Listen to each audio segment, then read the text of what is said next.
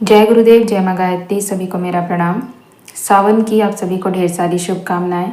आज हम बात करेंगे महाकाल और उनका रौद्र रूप। पूज्य गुरुदेव ने इस विषय पे क्या लिखा है उसी को समझने का प्रयास करेंगे। सृजन के देवता ब्रह्मा, पोषण के अधिष्ठाता विष्णु और संहार के व्यवस्थापक भगवान शंकर हैं। त्रिदेवों की एक पूरक व्यवस्था के अंतर्गत ही इस विश्व ब्रह्मांड का क्रियाकलाप गतिशील हो रहा है।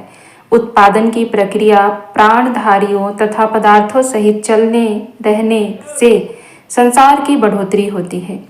जो उत्पन्न हुआ है उसका पोषण अभिवर्धन होते रहने से प्रौढ़ता और परिपक्वता आती है, और जो उपजा है, बढ़ा है, पुष्ट हुआ है, वह अंततः जरा जीर्ण होने पर अनुपयोगी बन जाने के कारण कूड़ा करकट मात्र रह जाता है। तब उसकी अंत्येष्टि भी अभिष्ट होती है। विनाश उत्पादन का आधार है। पुरानी फसल कटने के बाद ही नई फसल के बोने लगाने का क्रम बनता है। प्राणी की मृत्यु न हो तो उसे नया जन्म धारण करने का अवसर कैसे मिले? सृष्टि का चक्र उत्पादन, अभिवर्धन और अवसान की क्रम व्यवस्था पर घूम रहा है।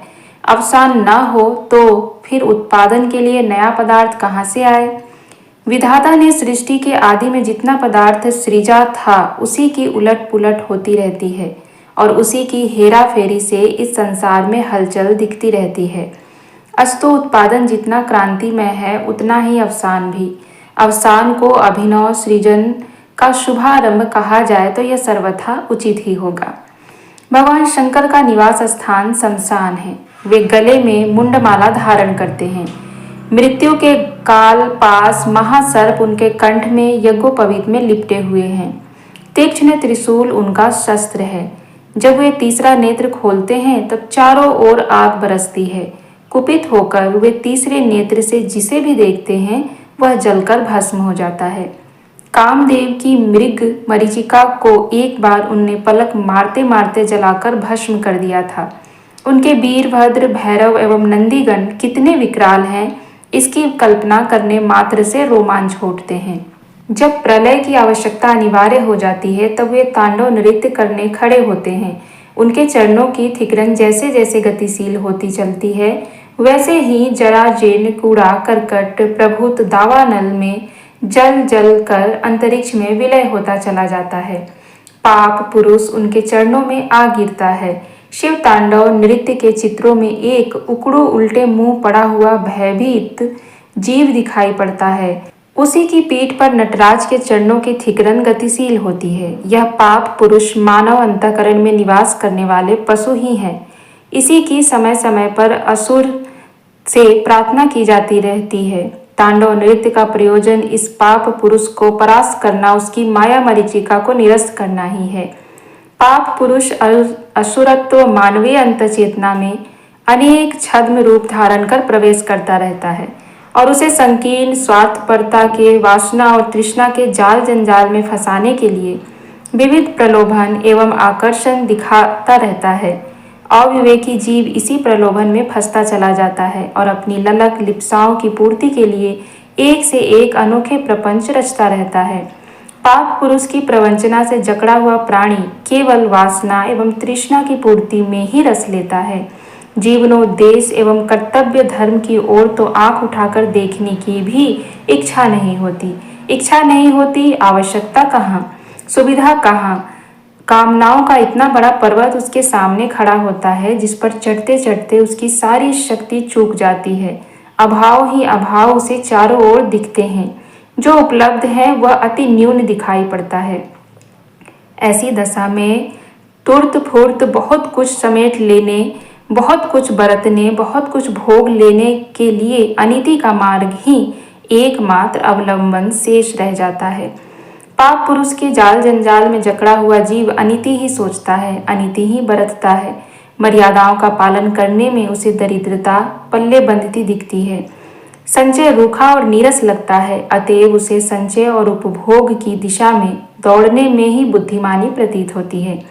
इस घुड़दौड़ में कर्तव्य और आदर्श पिछड़ जाते हैं। अनिति ही एकमात्र सहचरी बन जाती है। इस दयनीय दुर्दशा में पड़े हुए जीवधारी का उद्बोधन प्रबोधन करते समय समय पर देवदूत, ऋषि, मनीषी, महापुरुष और अवतारी आते रहते हैं। उनके द्वारा समय समय पर सामयिक मरहम पट्टी भी होती रहती है। मरहम से कुछ काम चल जाता है। प्रभावशाली धर्मोपदेष्टा अपने समय में एक सामयिक परिवर्तन भी उत्पन्न कर देते हैं। उनके प्रयास कुछ सफल भी होते हैं, पर अंततः एक अवस्था ऐसी आ जाती है जब उस जरा जीर्ण स्थिति को तोड़ फोड़ कर पुनः निर्माण का एक अभिनव सूत्रपात नए सिरे से करना पड़ता है। क्योंकि पाप पुरुष के चंगुल में फंसा हुआ व्यक्ति जब उद्बोधनों का भी कोई प्रभाव ग्रहण नहीं करता, मनोभूमि चिकने घड़े की तरह हो जाती है, एक दूसरे को उपदेश देने की विडंबना रचते हैं और धर्माडंबर का ढोंग रचने की कला में इतनी प्रवीणता बढ़ जाती है कि सुधारवाद के सारे प्रयत्न उस दंभ प्रवाह के तिनके की तरह उड़ते चले जाते हैं। धर्मध्वजी दिखने वाले व्यक्ति ही धर्म द्रोह पर उतारू हो तब समझना चाहिए कि अब सुधार प्रयत्नों का अवसर चला गया। अब मरहम पट्टी की स्थिति भी नहीं रही। इस विष्णु व्रण के लिए अब मेजर ऑपरेशन की भयानक चीर फाड़ की आवश्यकता अनिवार्य उत्पन्न हो गई है। बाह्य दृष्टि से आज का संसार प्राचीन काल की अपेक्षा अधिक समृद्ध, अधिक साधन संपन्न और अधिक समर्थ है। लगता है हम प्रगति के पथ पर तेजी से बढ़ते चले जा रहे हैं। यह भौतिक मूल्यांकन सही भी हो सकता है, पर आध्यात्मिक क्षेत्र में स्थिति बिल्कुल उल्टी है। भावनाओं में से उत्कृष्टता और आदर्शवादिता उठती सी चली जा रही है। आदर्श चरित्र के व्यक्ति जिनका भीतरी और बाहरी स्वरूप एक हो, ढूंढे नहीं मिलते। परस्पर आत्मीयता, सहयोग, सेवा और उदारता की रीति नीति बरतने वाले लोग दिखाई नहीं पड़ते। आंतरिक दरिद्रता इतनी व्यापक हो चली है कि किसी भी भयानक दुर्भिक्ष से उसकी विभीषिका लाखों गुनी अधिक है। यही मानव निर्मित का संसार का सबसे बड़ा दुर्भाग्य है। इसी कमी के कारण साधन सामग्री की दृष्टि से यह समुन्नत समय आज नरक की आग में जल रहा है, जबकि इतनी सघन संपन्नता मिलने पर सर्वत्र स्वर्गीय वातावरण परिलक्षित होना चाहिए था। इस अभाव की पूर्ति पुनर्निर्माण से ही संभव है। पीतल के बर्तन टूट फूट जाते हैं, तब उन्हें गलाकर दोबारा नया ढाला जाता है। प्रेस के टाइप जब घिस जाते हैं, तब उन्हें फाउंड्री में गलने और नए सिरे से ढलने के लिए भेज दिया जाता है।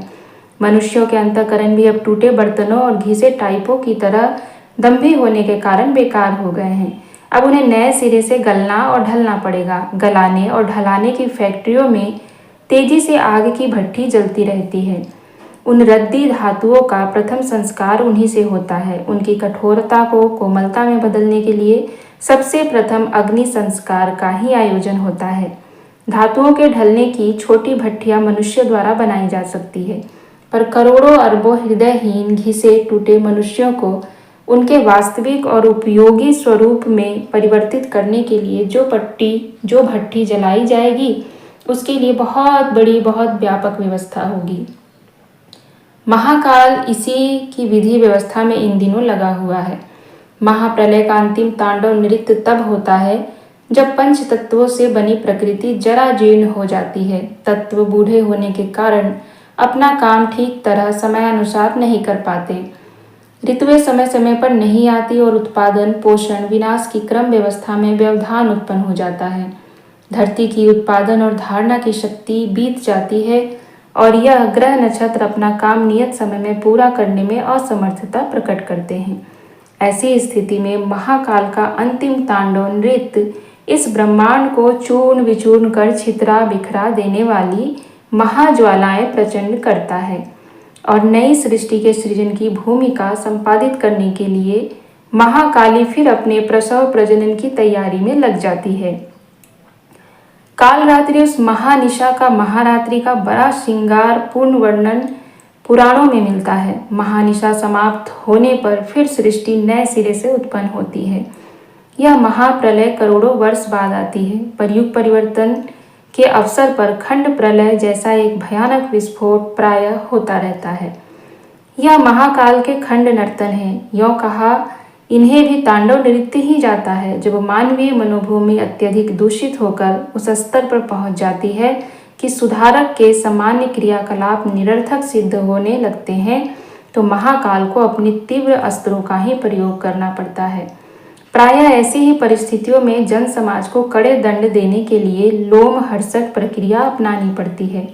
इस भयानक क्रूर क्रम को करने के लिए अवसान में देवता शंकर जब रौद्र रूप का धारण करते हैं और उथल पुथल की रक्त रंजित क्रिया पद्धति अपनाते हैं तब उन्हें रुद्र कहते हैं।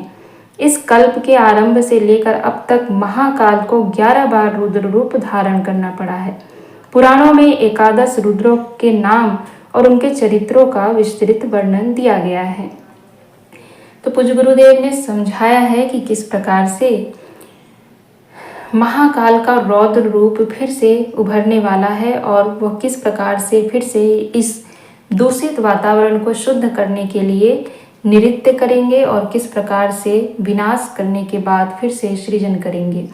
बहुत अच्छे से पूज्य गुरुदेव ने इस बात को समझाया और हमें भली भांति इस बात को समझना चाहिए कि हमें किस प्रकार का कर्म करना चाहिए ताकि हम महाकाल के उस क्रोध से बच सकें। इसका एकमात्र उपाय है गायत्री साधना, आध्यात्मिकता और भगवान में संलग्न होकर अच्छे कर्मों की ओर ध्यान देना। जब हम यह करेंगे तो महाकाल के उस रौद्र रूप से और उनके विनाशकारी नृत्य से हम स्वयं को बचा सकते हैं। तो इस सावन आप सभी महाकाल को प्रसन्न करने के लिए अपने कर्म करें और वीडियो अच्छा लगे तो इसको लाइक करें, चैनल को सब्सक्राइब करें और लोगों तक इसको शेयर करें और अपनी राय कमेंट में ज़रूर दें। जय महाकाल, जय महाकाली, हर हर महादेव।